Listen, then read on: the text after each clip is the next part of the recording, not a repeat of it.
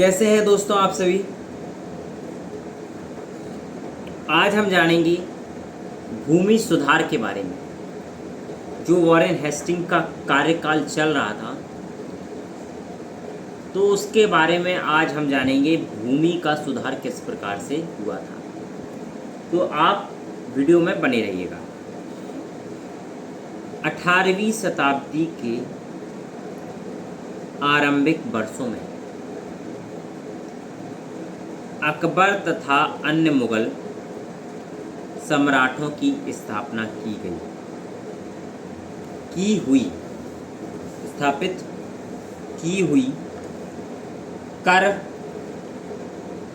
व्यवस्था छिन्न भिन्न हो चुकी थी। अब सर्वत्र अव्यवस्था थी।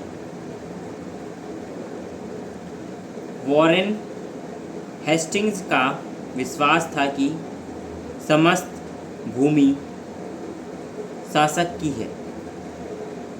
उसने समस्त अनिश्चित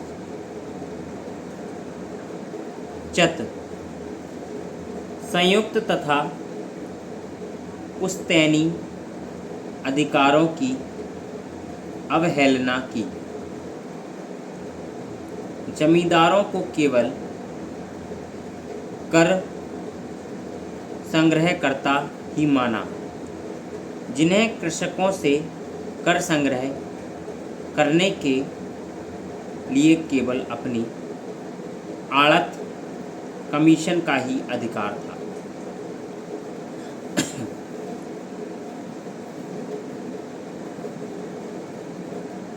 संतोषजनक राजस्व व्यवस्था स्थापित करने के लिए उसने सुप्रसिद्ध परीक्षण तथा अशुद्धियां का नियम अपनाया।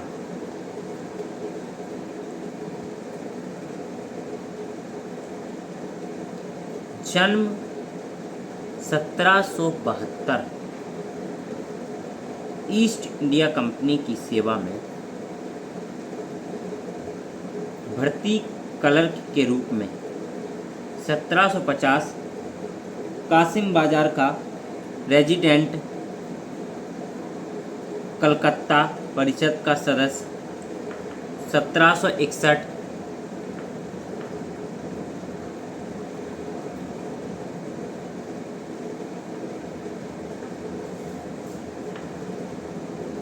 से 1764 मद्रास परिषद का सदस्य। 1769 से 1772 बंगाल का गवर्नर 1772 से 1774 भारत का प्रथम गवर्नर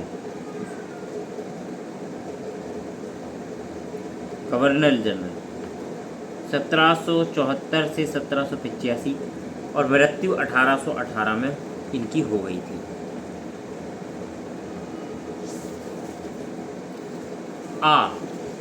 पॉइंट नंबर 1772 में वॉरेन हेस्टिंग्स ने कर संग्रहण के अधिकार ऊंची बोली वाले को 5 वर्ष के लिए नीलाम कर दिए। इस तर्क पर कि जमींदार भूमि का स्वामी नहीं है, उसे नीलामी में कोई श्रेष्ठता नहीं दी गई, अपितु उसके मार्ग में बाधा डाली गई।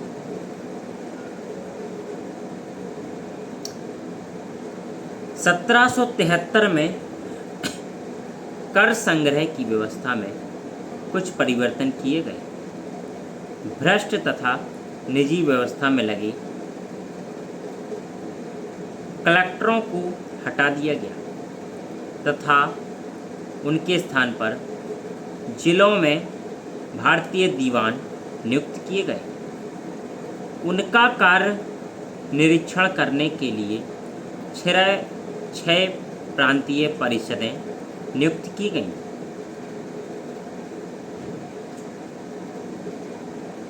ये सब कलकत्ता स्थित राजस्व समिति के अधीन होती थी।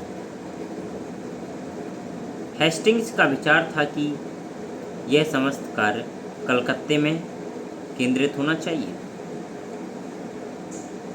यह पंचवर्षीय व्यवस्था अर्वथा असफलता रही। कृषकों को बहुत कष्ट हुआ।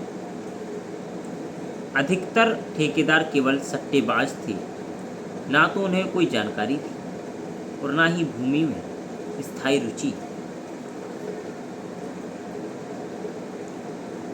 उन्होंने कृषकों से अधिकतम कर प्राप्त करने का प्रयत्न किया। कंपनी के अधिकारियों ने भी अपने निजी नौकरों तथा गुमास्तों की सहायता से नीलामियों में भाग लिया। वॉरेन हेस्टिंग्स स्वतः भी इस लोभ में नहीं बच सका। उसके एक भारतीय नौकर कुंतु बाबू के 10 वर्षीय पुत्र के नाम में भी एक नीलामी पंजीकृत है। इसके अतिरिक्त भूमि की क्षमता अधिक मानी जाती थी तथा कर अत्यधिक निश्चित किया जाता था। कर एकत्रित करने वालों की लोलुपता इसके अतिरिक्त होती थी। परिणाम स्वरूप कर की राशि ठेकेदारों पर शेष रहने लगी। कई लोग पकड़ लिए गए तथा कई भूमि छोड़कर भाग गए। वाह! 1776 में पंचवर्षीय ठेके की समाप्ति कर पुनः एक वर्षीय प्रणाली अपनाई गई और कर संग्रहण के अधिकार नीलाम कर दिए गए। परंतु इस बार जमींदारों को अपेक्षाकृत अधिक अच्छा समझ आ गया। 1781 में पुनः इस व्यवस्था में सुधार किए गए तथा प्रांतीय परिषद समाप्त कर दी गई। जिलों में पुनः कलेक्टर नियुक्त किए गए, लेकिन उन्हें कर निश्चित करने का अधिकार नहीं था। कानून को पुनः नियुक्त किए गए तथा सर्वोपरि परीक्षण कलकत्ता स्थित राजस्व समिति में था। अतः में हम यह कह सकते हैं कि वॉरेन हेस्टिंग कोई निश्चित कर व्यवस्था अथवा प्रणाली बनाने में असफल रहा। इसका मुख्य कारण उसकी केंद्रीकरण की नीति थी। अतः अंत में 1782 में सर जॉन शोर को यह कहना पड़ा कि जिलों में वास्तविक स्थिति की भूमि कर की जानकारी आज हमें